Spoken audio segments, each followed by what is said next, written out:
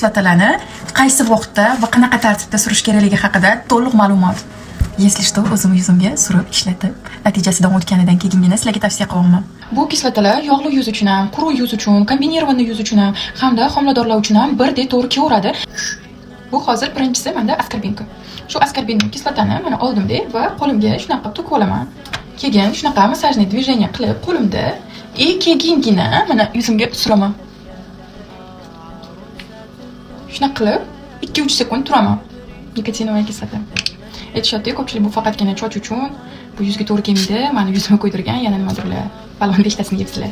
Hech narsa qilmaydi. Mana shunaqa qilib, endi yuzingizga nikotinovaya kislotani surasizlar. Именно shu nikotinovaya kislota sizlarni qora nuqtalarni va poralarni yopishiga juda zo'r sababchi bo'ladi.